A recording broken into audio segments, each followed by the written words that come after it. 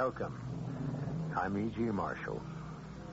Didn't Sophocles say, "The gods hate utterly the bray of bragging tongues"? And haven't we also been taught that pride goeth before destruction? Certainly, the prophets and the sages and the poets have had enough to say about the besetting sin of pride. Why, then, is pride so prevalent? The subject intrigued Mark Twain so deeply that he created one of the deadliest stories about pride ever written. Our mystery drama, The Man That Corrupted Hadleyburg, was adapted from the Mark Twain classic especially for the Mystery Theater by Sam Dan and stars Fred Gwynne. It is sponsored in part by True Value Hardware Stores and Buick Motor Division. I'll be back shortly with Act One.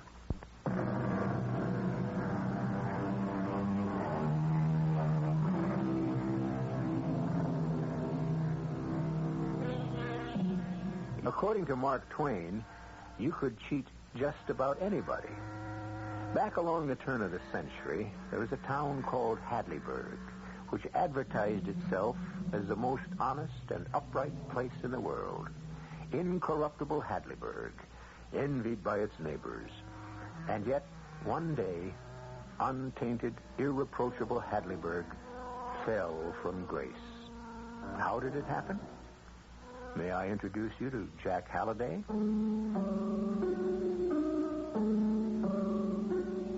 I knew it would happen one day, and I said so, but nobody listened to me. After all, I was only the editor of the Hadleyburg Gazette, and it was a paper that lost money. So what did I know about anything? Anyhow, putting the story together, here's what happened. One night, old man Richards, who works at the bank, he's one of the 19. I'll tell you who they are later. If I have to stop to explain everything at the beginning, I'll never get started. Well, old man Richards and his wife Mary are having supper. Edward, I know you're tired, dear, but you must have your supper. I'm not hungry. I'm so clear worn out. You know, Mary, it's hard to be poor at our time of life. Grinding away the salary, another man's slave. Oh, but Edward, we have our good name. Yes. And that's everything. Don't mind my talk. It's just a moment's irritation. It doesn't mean anything. Who's that? Someone's at the door. Who would knock at this hour? You sit, Edward, and finish your supper. I'll see who it is. Who is it, Mary, dear? What? That's strange. There's no one here. But we distinctly heard someone knock. Edward. What is it? Come here quickly. Edward, look. Look at what? On the doorstep, this bundle. It's a sack. Oh, what does it mean? It means someone left a sack on our doorstep. Yes, but for what reason? Well, let's bring it inside and find out. Here, let me. Oh. Mary, I can't lift it. Oh, well, now what do you suppose can be in it? There's a piece of paper attached to it. Here, let me put on my spectacles. Oh, Edward, what does it say? It says, to be published or the right man to be sought out by private inquiry, either will answer. This sack contains gold coin weighing 160 pounds and 4 ounces. Oh, Edward. Help me. Help me drag it inside. Oh, mercy on us. Quickly. Shut the door, Mary. Lock it. Oh, Edward. What do you suppose? The paper. The paper. There's more written on it. Oh? I was a gambler. A ruined gambler. Oh. I arrived at Hadleyburg late at night, starving and in rags. I begged for help, and I luckily begged of the right man. He gave me $20. He also gave me life and hope. I returned to the gambling table. Oh, Edward, who would have given a stranger $20? I became rich, and I remembered a remark he made. It gave me the inspiration to reform, and I have. I don't know who that man was, but I want him found, and I want him to have the money in this sack. Oh, Edward, can you imagine how much money there is in there? I would find him myself, but I cannot remain here. But this is an honest, incorruptible town, and I can trust you folks to help me. But how can we help? The man can be identified by the remark he made to me when he gave me the $20. Oh. Please publish or reveal what I have told you so far to anyone who you think might be the right man. If he says, yes, I was that man, and the remark I made was such and such, open the sack, and inside you will find a sealed envelope with the remark. If he has made the correct statement, give him the gold. Oh, can you imagine, Edward? All that gold. You may publish what I have revealed to you in your local paper and add the following instructions. 30 days from now, let the candidate appear at the town hall and hand his remark in a sealed envelope to the Reverend Mr. Burgess, and have the Reverend Mr. Burgess destroy the seals, open the sack, and verify the remark. Someone in this town befriended a stranger, gave him $20, and now... And now... And now that man who set his bread afloat upon the waters shall become rich. Oh, Edward, what was it? Was I that man? Was I that benefactor? No, Mary, no. Oh, well, just as well. We could never accept that gold anyway. It was gambler's money. We must make the inquiry public. All the other towns will be sick with envy, because no stranger would ever trust such a thing to any other town but Hadleyburg. Let me run over and tell Jack Halliday. I didn't believe him till I came running back to the house with him. And there was the sack, and there was the letter, just as you've already heard it. Well, you remember I said Edward Richards was one of the 19? Sure. There are 19 leading citizens of Hadleyburg. Ed Richards is the least of them. The poorest, the most unimportant. He just about makes it under the wire. Well, these 19 set the tone and spirit of Hadleyburg. The 19 uncorruptibles. Just keep them in mind. Well, I said to Ed and Mary Richards, let's get this money right over to the bank and have old Pinkerton put it right in the vault. And we roused him out of bed, and he did it. And the whole town turned out. Everyone became so excited. You can imagine. Anyhow, poor old Edward Richards finally went home. I think I know who that man was, Edward, who gave the stranger the $20. Barclay Goodson. Yes. Yes, you may be right, Mary. It would have been like Barclay. May he rest in peace. Do you remember what he said about this town? It may have been honest, but it was narrow and self-righteous and stingy. And I remember how he was hated for it, too. I guess he was the best hated man around here, except for Reverend Burgess. Former Reverend Burgess. Wait. Doesn't it seem odd that the stranger should have appointed Reverend Burgess to deliver the money? Mary, Burgess isn't a bad man. Oh, nonsense. He would still be a minister if he It hadn't... was all because of the rumor of his being with that woman. Well, he was guilty. No. No, Mary, he wasn't. He was innocent. Hey, but what are you saying? Mary, I was the only man who knew he was innocent. I could have saved him, but, well, you know how wrought up the whole town was. It would have turned everyone against me. I just didn't have the courage. Oh, I see. I have another confession, Mary. When there was talk of riding him out of town on a rail, I sneaked over to his house and warned him to leave until things cooled off. Oh, Edward, if anyone had found out... It scares me yet. Everybody thought it was Goodson who warned him. And when folks started to mumble about him, Goodson buckled on his .45 and invited them to state their case to his face. Oh, that was just like Goodson. The way it was like Goodson to give that $20 to a tramp. Why are we so sure it was Goodson? It couldn't have been anyone else. Oh, why didn't we keep the gold? Mary. Why didn't you realize we could never find the right man because he's dead and buried in his grave? Do you realize what As long as the money would go to someone who needed it as badly as we do, who would have been hurt?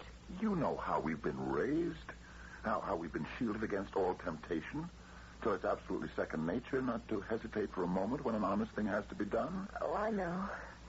But it's an artificial honesty, and as weak as water when temptation really comes, as we have seen this night. Mary, there's no use Oh, going... Lord knows I never had any doubt about my indestructible honesty.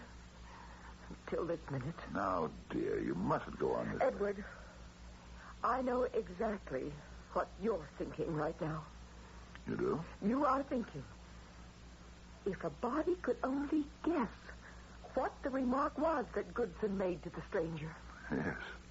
Then I feel ashamed about it. Well, that's what I'm thinking myself. If only we could guess. Maybe we don't have to guess. What? We're all creatures of habit, Edward. Yes, I suppose that's... You can almost predict what a person would say in a given situation. Now, take Mr. Pinkerton, the banker. Suppose a beggar were to ask him for charity. What would he say? Why isn't an able-bodied man like you gainfully employed? Exactly.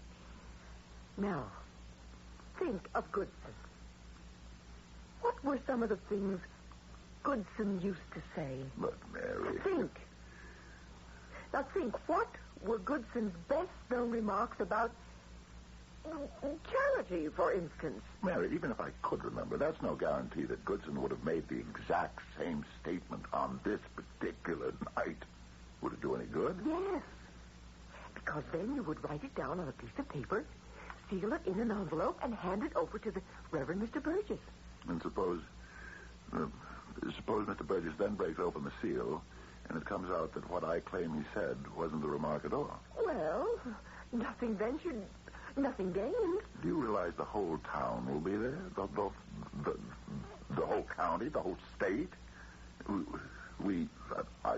I would be disgraced. Oh, you could brazen it out. Mary, I'd be terrified. The money. Oh, the thought of all that money is driving us out of our minds. Mary, why don't we just go to sleep? Sleep? Oh, are you going to be able to sleep? You know what we're going to keep asking ourselves? Yes. Yes. What could he have said? Yes. What could Goodson have said to the stranger? What could he have said? I was also sure it was Goodson. Goodson had to be the benefactor. But what did he say to the stranger? Well, if you think that only Edward and Mary Richards were plagued with the question, let me tell you they had plenty of company. No one was getting any sleep in any of the houses of the incorruptible 19. For instance, Lawyer Wilson. What could he have said? Hay, feed, and grain merchant Bilson. What could he have said? Go down the list. Robert Titmarsh, Eliphalet Weeks, Archibald Wilcox, Ingoldsby Sargent. What could he have said? What did he say? What could he have said? It was the only topic of conversation. The 19 incorruptibles, starting with Banker Pinkerton on top and ending with poor Edward Richards on bottom, walked about with whites and drawn faces, as if each of them was feverishly figuring out a way to get at that money. A head of steam was building higher and higher and fiercer and fiercer. Sooner or later, it would have to bust.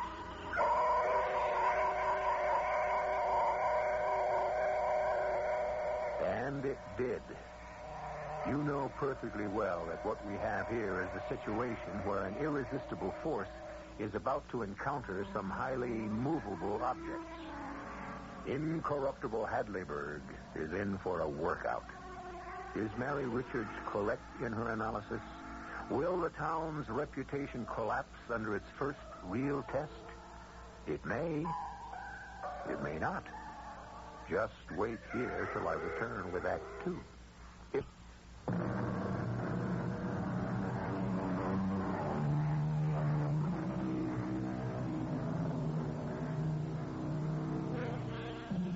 Why do you climb a mountain? Because it's there, is the usual answer. And in this case, the simplicity of the reply contains a universal truth. Nature abhors a vacuum. The very fact that something exists can motivate someone to do something about it. Here you have Mark Twain's town of Hadleyburg. It has a reputation for honesty. This fact by itself is enough to inspire someone to try to destroy the reputation. Jack Halliday continues our story.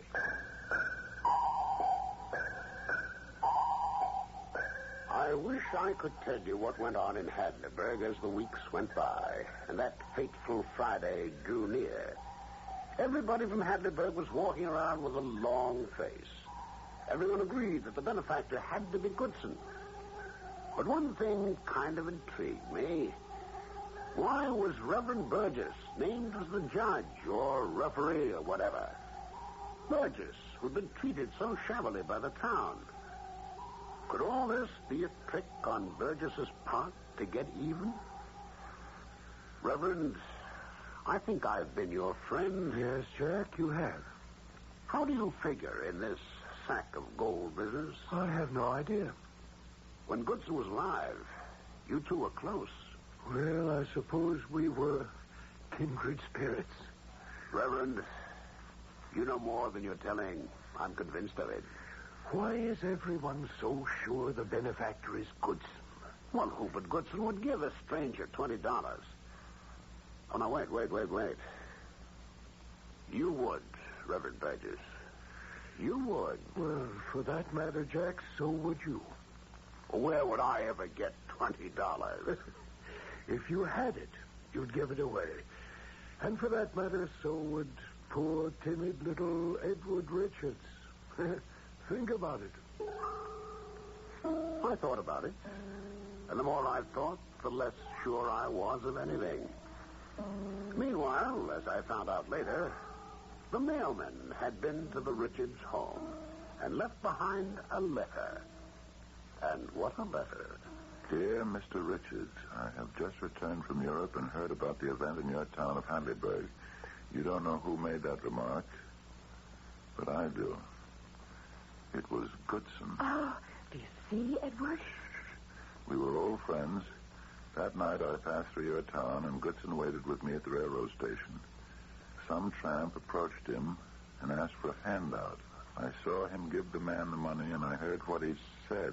Edward, why would this man write? After the tramp left, Goodson and I talked till my train arrived. He mentioned practically all of his fellow townsmen, and I could tell he actively disliked most of them. Oh, that does sound like Goodson. He did mention your name as a rare exception. Oh? He said you had done him a good turn once, and that possibly you may not have realized the full value of it. What was that, Edward? He said he wished he had a fortune so that he could leave it to you. Well, then, in that case, if you really did him that service, you are his legitimate heir and are entitled to the gold. Oh. I trust to your honor and honesty as a citizen of Hadleyburg. I will reveal to you the remark that Goodson made. This is it. You are far from being a bad man. Go and reform. Very truly yours, Howard L. Stevens. Oh, Edward, the money is ours. Mary, do you realize I'll have to tell a lie? What lie? I'll have to claim that I was the one that gave the $20 to the stranger. Oh, that's a technicality. Edward, you read what this Mr. Stevenson said. Well, you do deserve the gold, and so... And why do I deserve the gold? Why? Because, as Mr. Stevenson pointed out, you did Mr. Goodson a good turn once. No. What do you mean, no? I don't remember ever having done Goodson a good turn. Oh, come, you're always helping people. No, I remember. I did Burgess a good turn, but not Goodson. I never had anything at all to do with Barclay Goodson. I was afraid to be seen with him. Oh, think. No, I didn't. Oh. Mary, I know all this honesty Hadleyburg brags about is a fraud, but I'm too old, and I'm too tired, and maybe I'm too frightened to change my ways, and I just won't have anything to do with it anymore. Edward! No, it's my very last word on the subject. Well, that's how it was at that point with Ed and Mary Richards. That letter bore an out-of-state postmark. But Do you want to know something extremely interesting about that letter? It came in 19 copies. 19. And that letter was delivered to 19 homes in the village of Hadleyburg. Each and every one of the 19 incorruptibles received it. Dear Mr. Wilson, I have just returned from Europe. Dear Mr. Wilson, last night I passed through your town. You're far from being a bad man. Go and reform. Good morning, Jack. Well, Mr. Wilson. Jack, I've been thinking. I don't advertise enough. I agree. I always held if you sell hay, feed, and grain, folks come and buy what they need anyhow. But now you've changed your mind and you want to advertise. Yeah, you guessed it, Jack. What's gotten into you? Well, we got all those strangers in town on account of, you know what. Wilson, what's really on your mind? Jack, the reporters keep asking me questions about myself, you know. And, well, I don't know what to tell them. Well, just tell them the truth. Well, I do, but it sounds kind of stuffy. I guess it would. Yes. So, what I was thinking, Jack, was that you might write me a kind of short autobiography. Wilson, you're an old fraud. Oh, Jack, you know all about me, and I'm willing to pay you. All right, Wilson, but I'm warning you. I intend to get to the bottom of this.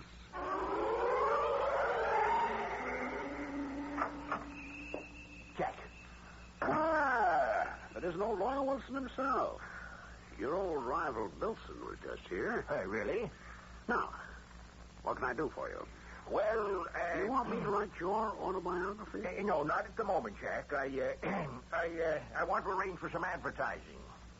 Well, I believe it isn't ethical for lawyers to advertise in this state. Oh, well, I wouldn't dream of advertising my law practice. Oh, you wouldn't? Well, what would you advertise? My intention of running for the state senate.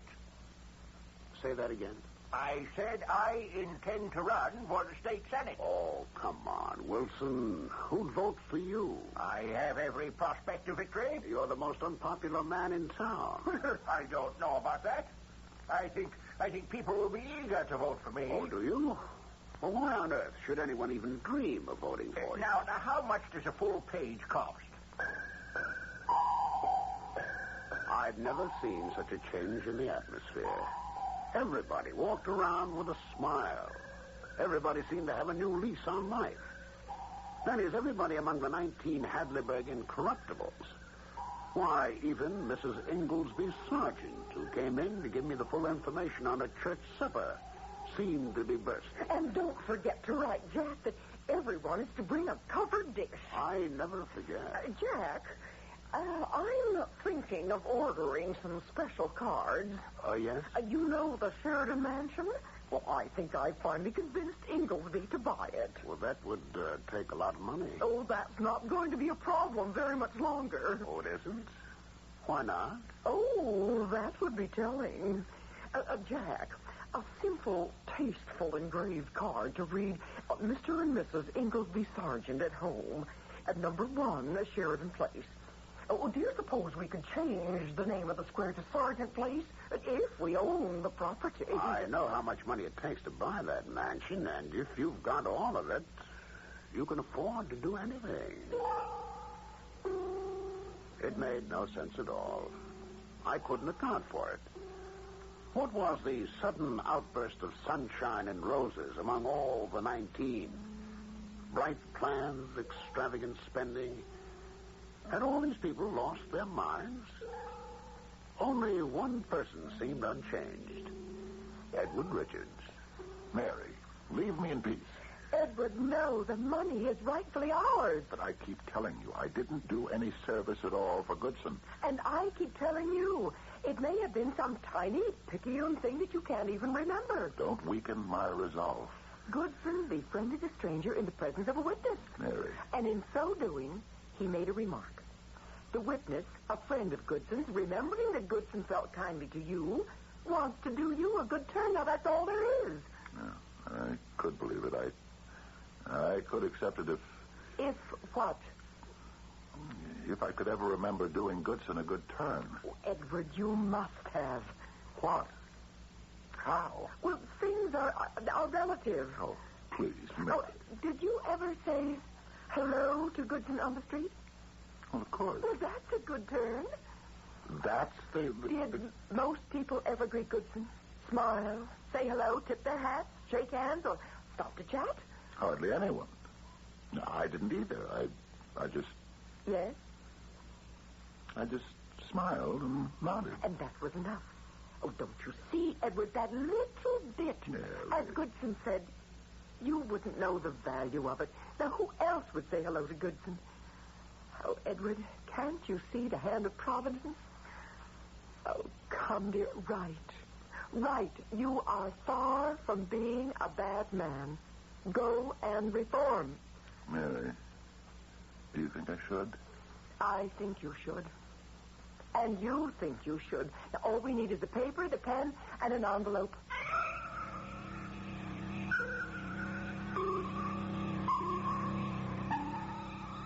Yes, indeed, that's all you need. People do become a bit erratic, not to mention unhinged, at the prospect of a fortune in gold, or anything else, for that matter. Well, here goes incorruptible Hadleyburg. Can we salvage anything? The cleanup begins when I bring you Act 3 in just a few moments.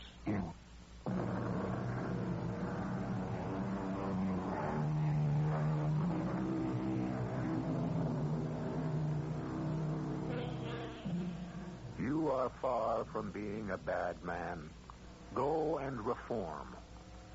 Such a phrase is worth in the neighborhood of $40,000, which may be small potatoes today, but it was certainly a bumper crop about 80 years ago. The question is, how many people know that phrase, and how many of them are willing to utter it?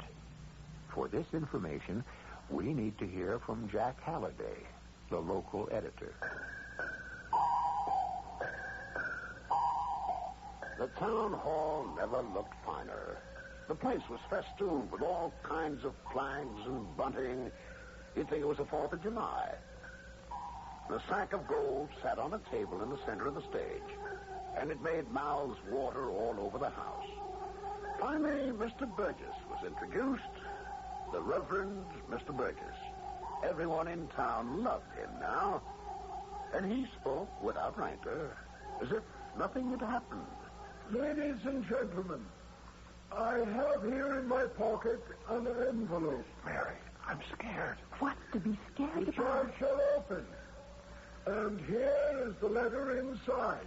Mary, that's on blue paper. We didn't use blue paper. And it reads as follows. The remark which I made to the poor distressed stranger was, you are very far from being a very bad man. Go and reform. Signed, Jeremiah Bilson. What?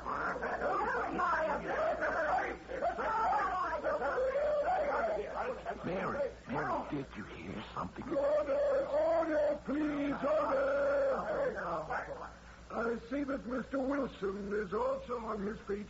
Why do you rise, Mr. Wilson? Because you called my name. No, sir, no. I read the name Bilson, which is signed here. I, Jeremy Bilson, signed that letter. You, Wilson, are a liar and a fraud. I'm the one who befriended that poor stranger, Mr. Chairman. I wrote you a letter myself. I, William Wilson. Just a moment. It seems I have another envelope in my pocket. That's it.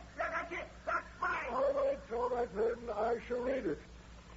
The remark I made was, you are far from being a bad man. Go and reform.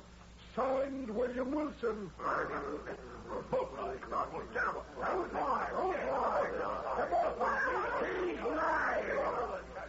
Mr. Burgess. Order, please. Mr. Burgess. The chair recognizes Jack Halliday. A of them couldn't have made the same remark. Both of them didn't. Mr. Wilson said, you are very far from being a very bad man. Wilson said, you are far from being a bad man. No, very.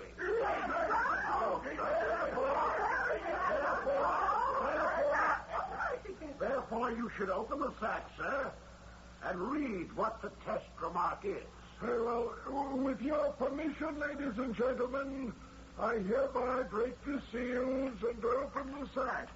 Mary, what have we done? Do you suppose he has our letter in his pocket?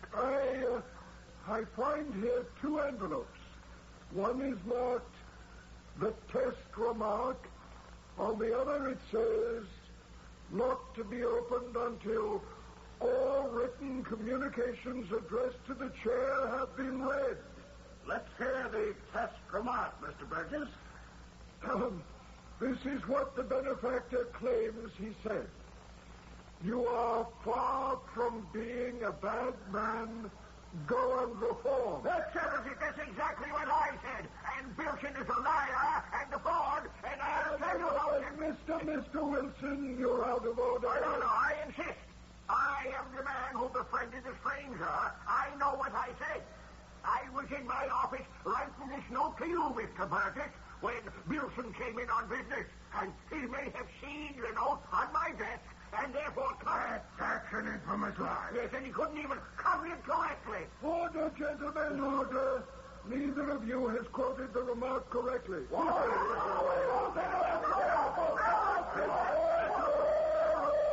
please. The full remark is, you are far from being a bad man.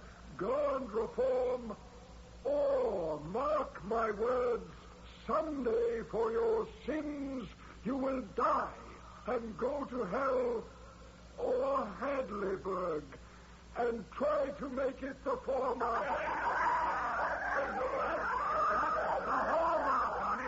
Order!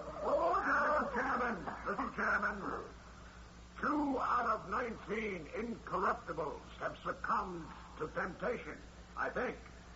Our fair town of Hadleyburg now has a new image. I won't sue any man who impugns my honesty. Mr. Chairman, I move we adjourn this meeting. We cannot do so at this point, Mr. Halliday. Why not? Because we have other claimants for the prize. I have received a number of letters. Perhaps one of them can repeat the true remark. Oh, Mary, we're doomed. We'll be disgraced. Letter number 3. You are far from being a bad man.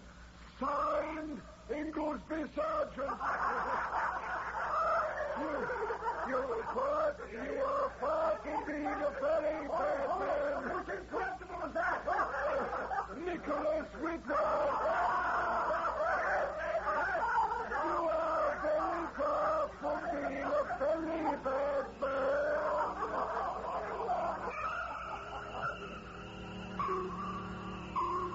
Well, it became a picnic after that.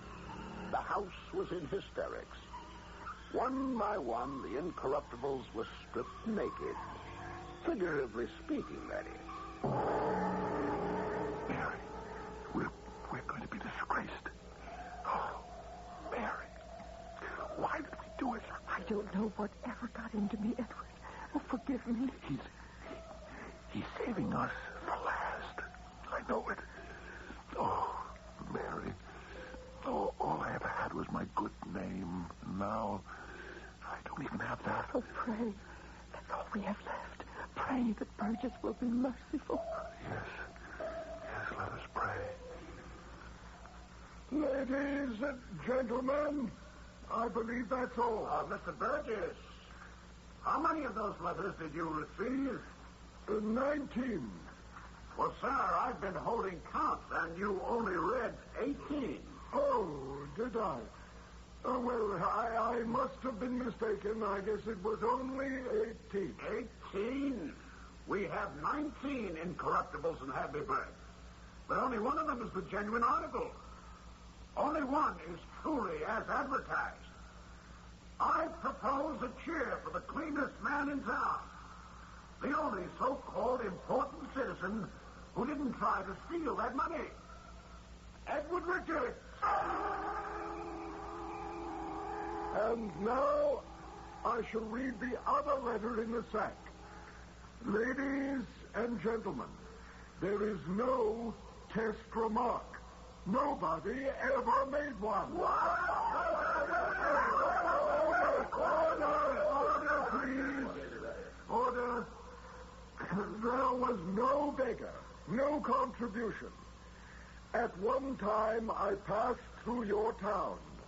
I was offended by your lofty, snobbish pretensions. I was insulted by your overbearing vanity. I decided to discover if your vaunted integrity was genuine. And now you have seen what I have done. I'm sure I caught every last man to whom I wrote that letter tipping off the test remark. That's right. He did, down to the last man. Well, the contents of the sack belong to all who claimed it. Now, wait a minute. You mean these shoppers get the gold after all? Order, please, ladies and gentlemen. I must abide by the instructions. And so I shall now cut open the sack and distribute the contents among... What is it, Mr. Burgess? Friends, this isn't gold. These are just gilded pieces of lead.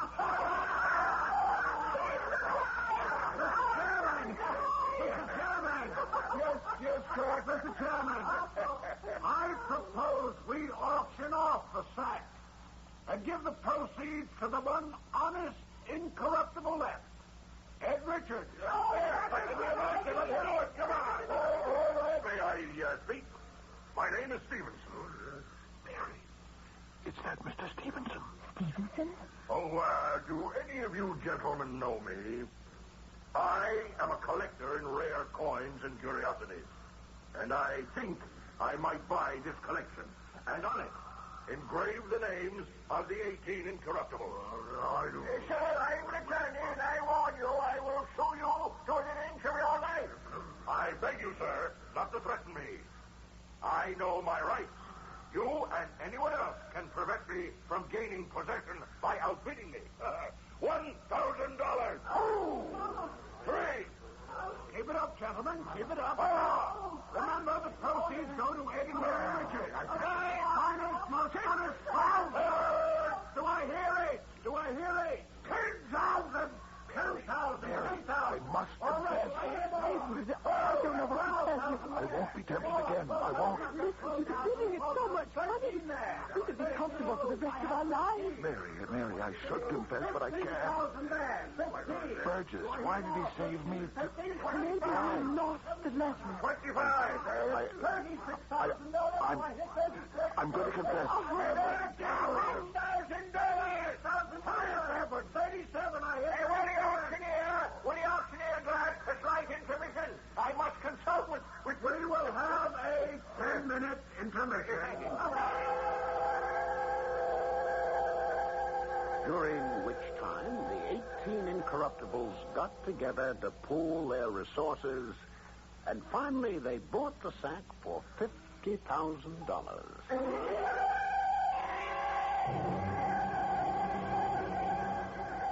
Oh, Edward, I'm exhausted. Well, finally we can go to bed. Oh, but I won't be able to sleep. I know. $50,000. Oh. Mary, I can't believe what happened. We'll be given the check in the morning. You'll believe it then. Suppose Suppose what? Suppose this is Mr. Burgess's way of getting revenge. He was accused of adultery, but I knew it was a lie. I could have saved his reputation. I didn't. Edward. No, Mary. Now he's waiting. Don't you see? He's toying with me. Let the town praise me, and then he'll produce that letter and destroy me. Edward, you don't know that. No, I'm going to confess. Everything. Where are you going? Out. I'm going to tell everyone I see that I tried to steal the money, too. Edward! We thought he was mad. He went through the streets bareheaded, without a coat, stopping people, knocking at doors. We thought the ordeal had been too much for him. But no, he convinced us. And then Hadleyburg really fell. Our last incorruptible was gone. Literally. Because that night he caught the fever that killed him. And I was with him at his last hour. The Reverend Burgess came to visit. Edward, I would never have betrayed you. You would. You would have. I destroyed the letter you sent. I wanted to save you. You, after all, saved my life once by warning me. No. You were angry with me because I could have cleared your name. But you see, I was afraid, and you hated me for it. You were waiting for revenge. Poor Edward. You couldn't have cleared me. You had no real evidence to offer. You see, I was to blame. I was guilty. Like everyone else, I'm only human. Like everyone else, I, too, could be tempted. Hadleyburg is a well-corrupted village.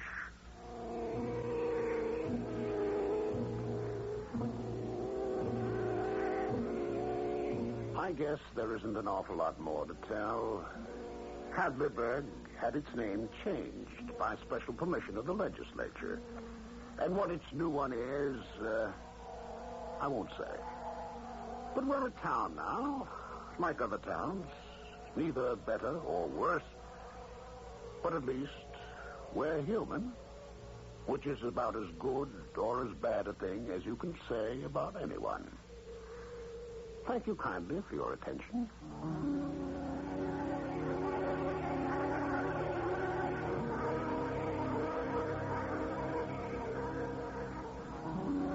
And thank you, Jack Halliday. This has been a visit into the Mark Twain country of Hadleyburg. And you can find a Hadleyburg almost anywhere you look, even in your own hometown.